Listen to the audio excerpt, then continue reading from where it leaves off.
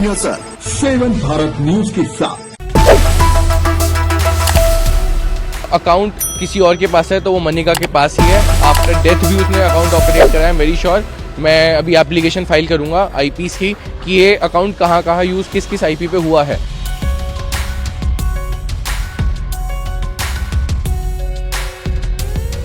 पुनीत की तरफ से सारे एग्री हो गए थे, पुनीत सब चीज़ों पे एग्री था, बट वो बार बार डिसएग्री करने की उनकी आदत है। तो उन्होंने फिर भी फ़ोन पे उसको ये बोला कि हम कोई शर्तें नहीं मानेंगे, हम बैक ऑफ कर रहे हैं, हम कुछ नहीं देंगे, तुम्हें मकान भी नहीं देंगे, हमें तुम्हें पैसा भी नहीं देंगे, हम तुम्हारे माँ बाप को भी रोड पे लेंगे। इसी वजह से मानसिक रूप से बहुत परेशान होकर उसने ये करा।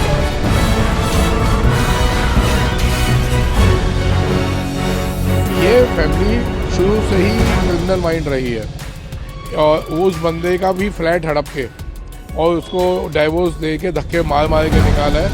अटेम्प्ट टू मर्डर का केस उसने जो लगाया है, मैं उसका गला घोंटा गया और बहुत मुश्किल से वो जान बचा के भागा।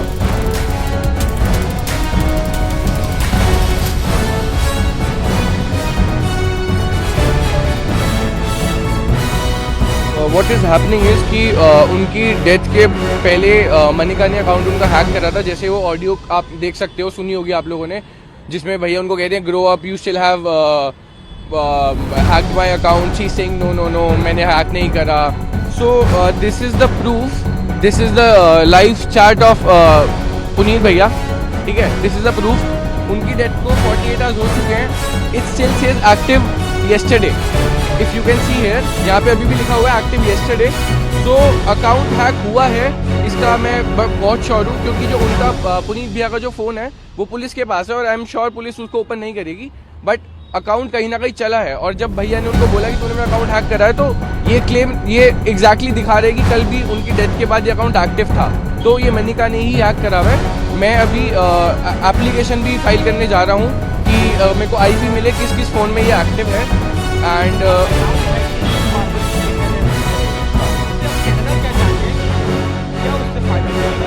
यार फ़ायदा अकाउंट के अंदर ऐसा कुछ भी नहीं है, बट जिसने जो गलत करना होता है वो करता ही है। प्रवोक भी बहुत करा गया, वो भी नहीं करना चाहिए था वैसे तो, बट अब मैं नहीं बोल सकता है, तो मनिका को ही पता होगा वो अकाउंट क्यों हैक कर रही है, बट आई एम श्योर उसने अकाउंट हैक करा है, that I am very sure. अब मोटिव मेरे को नहीं पता उसके पीछे क्या है, वो क्या सोचती है वो, बट अकाउंट तो हैक हुआ ही है। और मैं IP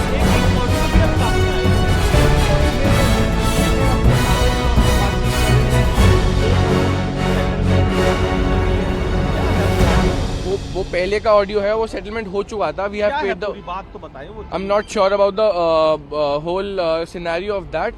you can ask her real sister, उनको पता होगा। I am not aware of that. Also कुछ और भी वीडियो सामने आया है which I am gonna release soon of Manika harassing my brother, तो वो भी मैं बहुत जल्दी रिलीज करूंगा। और भी बहुत सारी वीडियोस हमारे पास आ चुकी हैं।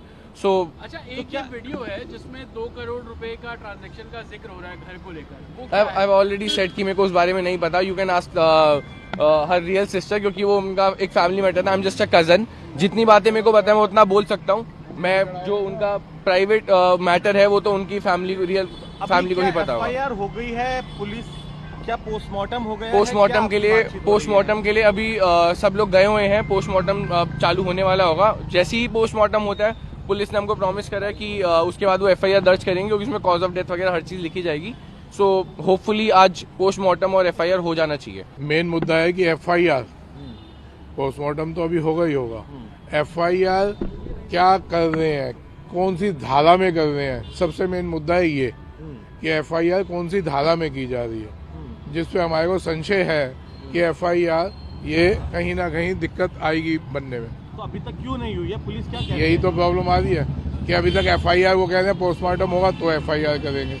तो एफआईआर जब तक नहीं होती तब तक हम लोग चैन से बैठने वाले नहीं हैं, क्योंकि उस लड़के को जिस हिसाब से टॉर्चर किया गया, सेम दिक्कत इसी थाने में उसका जो बड़ी बेटी है जगदीश पावा की, उसकी बड़ी बेटी के हस्बैंड जो बड़ा दामाद है, इसी थाने में कंप्लेंट दर्ज है। अटेम्प्ट टू मर्डर का केस उसने डाल रखा है अपने ससुर पे। तो आप ये देखें कि ये फैमिली किस हिसाब की है। वो बंदा एक नौकरी शुदा आदमी है, वो कहता है मैं कैमरे पे नहीं आऊँगा लेकिन मीडिया को पूरी बात बताऊँगा।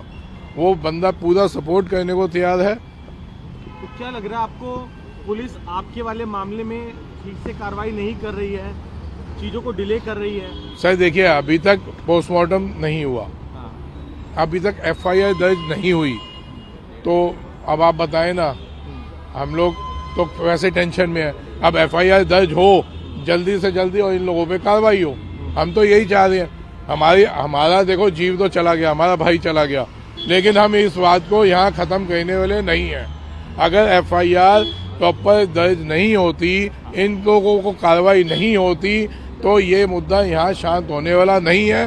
पूरे हिंदुस्तान को रिक्वेस्ट कर रहे हैं हाथ जोड़ के हम, कि आप लोग सपोर्ट करिए ऐसे लोगों को, ऐसे क्रिमिनल्स को आप अंदर डालिए।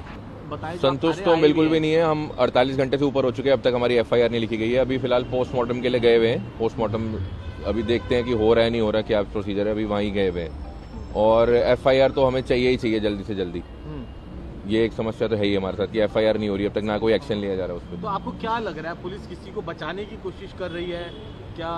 दोषियों को हो सकता है दोषियों को हेल्प करने के लिए ही डिले कर रहे हैं। अब ये चीज तो उन्हीं को ज्यादा बेटर पता है। तो आपकी बात हुई पुलिस से, क्या कह रही है वो क्यों इतना डिले? वो तो यही कह रहे हैं कि पोस्टमार्टम के बाद ही हम कर सकते हैं कि ये एक लीगल प्रोसीजर है। हाँ। बाकी पोस्टमार्टम क्यों डिले किया, ये वो कह रहे हैं कि वीडियोग्राफी के साथ पोस्टमार्टम करना है तो आज होगा, कल नहीं हो पाया।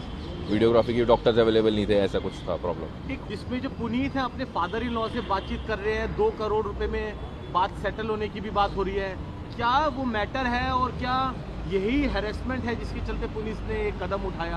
पहले वो मैटर बता दीजिए, वो क्या है ऑडियो वीडियो?